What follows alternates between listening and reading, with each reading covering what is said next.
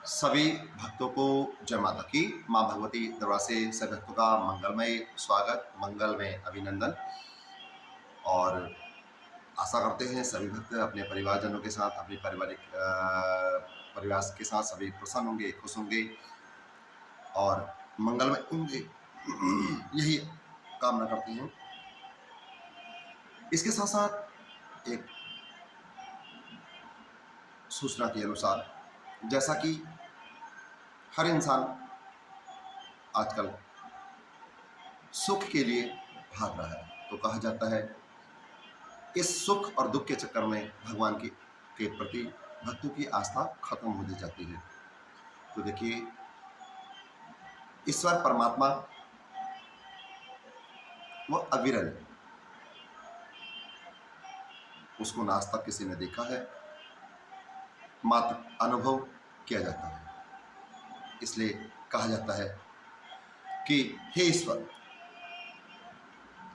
सुख देना, इतना देना कि मन में अहंकार ना आए, और हे परमपिता परमेश्वर, हे भगवान, हे माता रानी, दुख देना तो इतना देना कि आस्था खत्म ना हो जाए।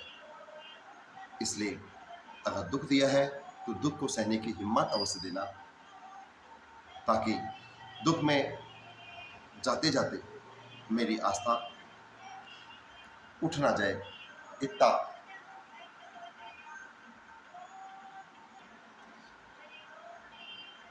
क्योंकि सुख और दुख हमारे जीवन के पहलू माने गए हैं, और आदमी को, मनुष्य को धीरज रखकर ऐसे समय पे काम लेना चाहिए।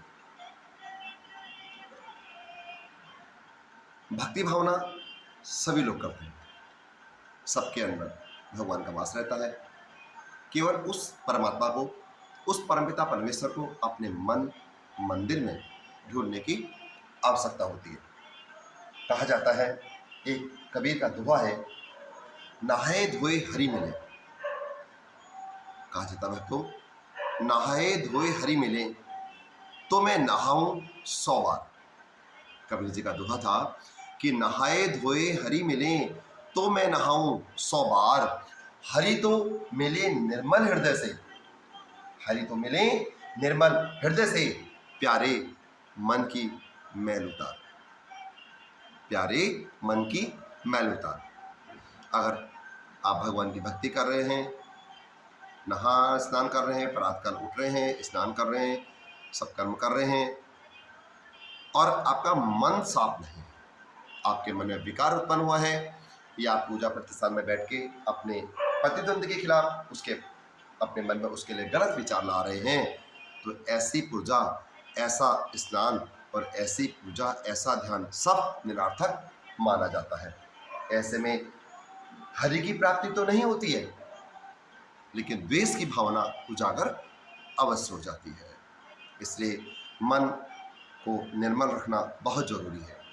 इसके साथ साथ एक सूचना और देना चाहता है माँ भगवती दरबार से कि कल 30 अप्रैल अक्षय तृतीया, जो भगवान विष्णु को समर्पित मानी जाती है। देखिए, अक्षय तृतीया का वैसे तो बहुत महत्व है।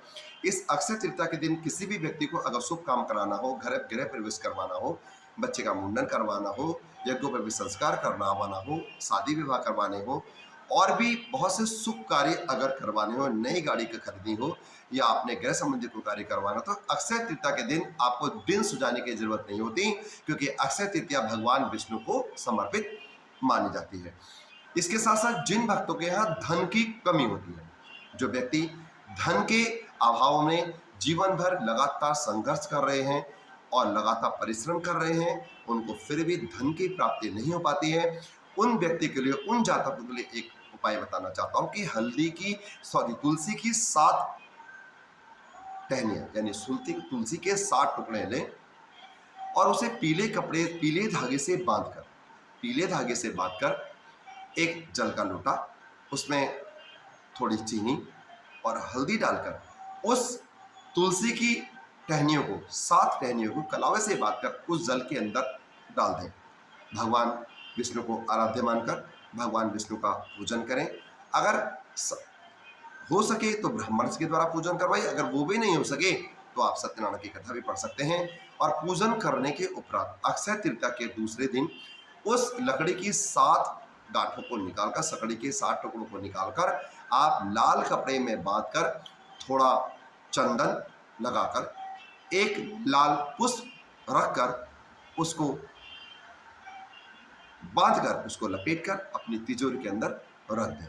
महामाई ने चाहा तो आपके धन की जो कमी है या आप जो धन से के अभाव से जूझ रहे हैं, लगातार प्रयत्न कर रहे हैं, आपका ये अभाव समाप्त होगा, आपको धन की प्राप्ति होगी, आपके मंगल कार्य बनने चालू होंगे और धन अभाव में जो घर में कलेश हो रहा है वो भी दूर रहेगा। इसके साथ साथ आजकल कलयुगी दौर चला हुआ है, संतान भी कलयुग के अनुसार ही चल रही है और छोटी छोटी बातों में बच्चों को गुस्सा आने लग जाता है। कहा जाता है कि डांट बुरी नहीं होती। अगर कोई व्यक्ति किसी को डांट रहा है, उसके गलत कृत्य के कारण उसको डांट पड़ रही है, और ऐसे समय पे अपने माता पिता, अपने भाई बंधु अगर आपको डांट रहे हैं तो वो आपके अपने हैं और उनकी डांट में आपकी कहीं ना कहीं भलाई छिपी होती है। इसलिए आपको उस डांट का बुरा नहीं मानना चाहिए, क्योंकि वो आपके अपने हैं और अपनों को ही डांटने का अधिकार भी होता है, अपनों को ही संभालने का और संवारने का अधिकार भी दिया जाता है। ये भी हो सकता है जो आपको डांट रहा हो, जो आपका प्रियजन हो, जो आपको आपके भविष्य के लिए आपको बार बार सलाह दे रहा हो, वो प्रियजन या वो माता पिता आपसे बहुत ज़्यादा स्नेह और प्यार करते हो और उन प्रियजनों की, उन माता पिता की आपसे बहुत ज़्यादा अपेक्षा हो, तो ऐसे में उनको आपकी